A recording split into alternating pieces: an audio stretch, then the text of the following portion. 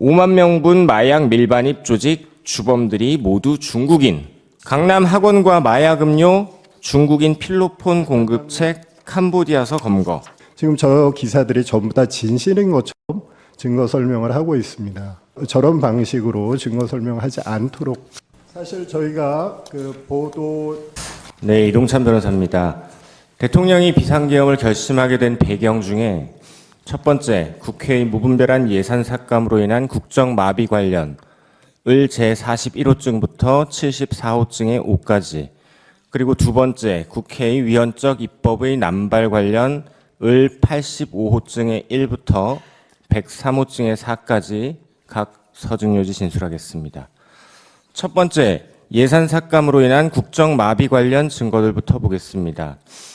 을 41호증부터 71-1까지는 대통령이 지난 1년간 30회 개최한 민생 토론회 관련 보도 자료입니다. 이 부분 입증 취지는 이 민생 토론회들을 바탕으로 2025년도 예산안을 마련했는데 민주당이 단독 처리하여 전액 삭감했다는 것입니다. 을 41호증 첫 번째 민생 토론회 관련 보도 자료입니다. 대통령은 작년 1월 4일 첫 번째 국민과 함께하는 민생 토론회를 개최하였습니다. 대통령은 모두 발언에서 신년사에서 언급했듯이 국민의 목소리를 듣고 문제를 신속하게 해결하는 정부가 될 수 있도록 앞으로 전국 곳곳의 민생 현장을 찾아 주제별로 국민과 함께 토론을 진행할 것이라고 밝혔습니다. 대통령은 토론이 진행되는 동안 민생의 어려움과 앞으로 우리나라에 필요한 경제 정책에 대한 국민의 살아있는 목소리에 공감하면서 발언 하나하나를 꼼꼼히 메모하고 경청하였습니다. 또한 대통령은 정책의 속도가 무엇보다 중요하며 문제 해결을 위해 검토를 넘어 행동하는 정부가 되어야 한다고 강조했습니다. 국민이 정책 효과를 체감할 수 있도록 부처의 담당자들이 현장을 찾아가 국민의 절실한 애로사항을 직접 듣고 작은 것이라도 즉각 해결할 것을 주문했습니다. 특히 한계에 몰린 소상공인들, 중소기업의 부담 완화를 위해 금융 전문성, 조세행정 측면에서의 지원을 강조했습니다. 이날 토론회에는 중소기업인, 개인 투자자, 지역 전문가, 소상공인, 지역 주민, 대학생, 어르신, 주부 등 다양한 직업과 연령대의 국민들이 참석했고, 그 밖에 정부에서는 국무총리, 부총리 겸 기재부 장관, 기타 관련 부처 장관들, 금융위원장, 국세청장, 국회 정책위 의장, 기재위원장, 예결위 간사, 대통령 비서실장, 정책실장, 경제수석, 사회수석 등이 참석했습니다. 이날, 즉 2024년 1월 4일 용인을 시작으로 대통령은 2024년 12월 2일 이 사건 비상계엄을 선포하기 바로 전날 충남 공주에 이르기까지 부처 전문가들과 전국을 돌며 총 30회의 민생 토론회를 개최하여 민생의 어려움을 경청했고 정책을 개발했습니다. 그중 키워드 중심으로 몇 가지를 더 보자면 일자리 300만 개를 창출할 목표로 반도체 메가 클러스터 추진, 아이돌 봄 정책인 늘봄 학교의 전국 확대, 중소기업 소상공인을 위한 이자, 세금 등 부담 완화, 원전 산업 정상화, 로봇, 미래 모빌리티 등 첨단 산업 투자, 이 모두가 민생 경제와 취약계층 보호, 그리고 미래 산업 육성을 위한 것들이었습니다.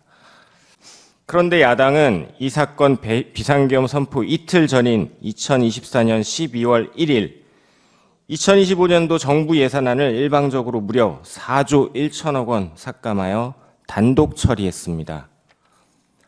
그래놓고 국회의원 해외 출장 등에 쓰이는 국회 특활비와 특경비 예산은 유지했고 자신들의 연봉은 오히려 인상했습니다. 다음으로 분야별 예산 삭감으로 인한 폐해 관련 증거들입니다. 다음으로 수사기관에 대한 보복으로 사회 안전을 위한 예산을 삭감하여 마약 등 민생범죄 수사가 무력화된 증거들입니다. 89호증의 1. 5만 명분 마약 밀반입 조직 주범들이 모두 중국인. 강남 학원과 마약 음료 중국인 필로폰 공급책 캄보디아서 검거. 기사들이 증거로 채택된 것은 저런 기사가 있다는 사실에 관해서만 인정해서 증거로 채택된 것인데 지금 저 기사들이 전부 다 진실인 것처럼 증거 설명을 하고 있습니다. 그래서 그 부분에 관해서는 저런 방식으로 증거 설명하지 않도록 지침을 주시기 바랍니다. 예, 진실이 아니란 걸 전제로 듣겠습니다. 하십시오. 네. 여러분들은 지금까지 이런 이슈들을 보게 되면 어떤 생각이 드셨나요?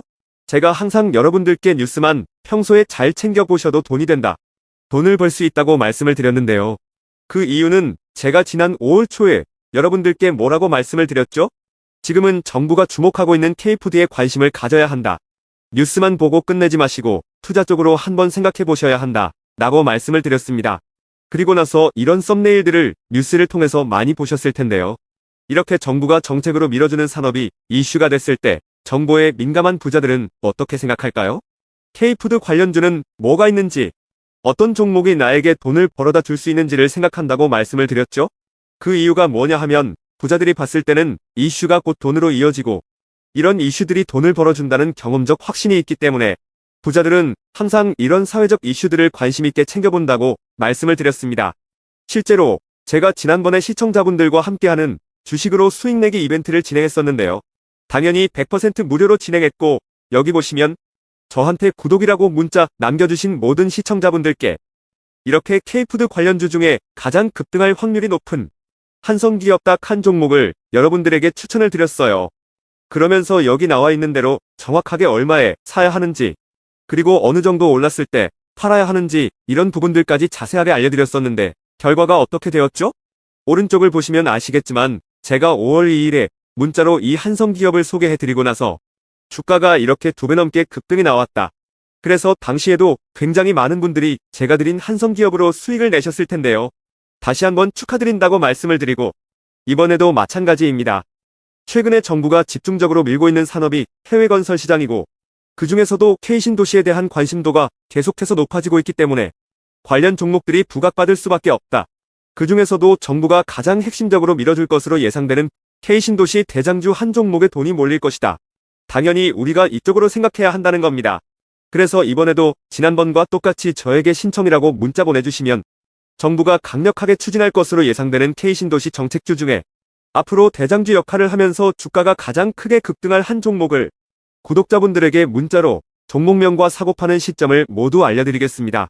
그래서 여러분들이 주식으로 돈 버는 연습을 한번 해보시라 이렇게 말씀을 드리고 지금 이 영상을 보시는 시청자분들 중에 나도 이번 종목이 궁금하다 하시는 분들은 누구나 상관없이 그리고 어느 시간대나 상관없이 부담없이 이렇게 상단에 제 번호를 항상 남겨놓고 있습니다. 제 번호 010-4406-8870번으로 저에게 지난번처럼 신청이라고 문자 보내주시면 제가 이번에도 똑같이 무료 추천 급등주 문자를 보내드리겠습니다. 이해되시죠? 그래서 제 번호 010-4406-8870번으로 신청이라고 문자 보내주시면 여러분들이 직접 이슈를 통해서 돈 버는 연습을 해보실 수가 있는 거고 제가 돈을 받는 것도 아니고 투자를 대신해드리는 것도 아니기 때문에 부담없이 신청해주시면 되는 겁니다. 그리고 수익이 나면 저는 다른 것은 바라지 않습니다. 제 채널에 구독, 좋아요 한 번씩만 눌러주시면 감사하겠습니다.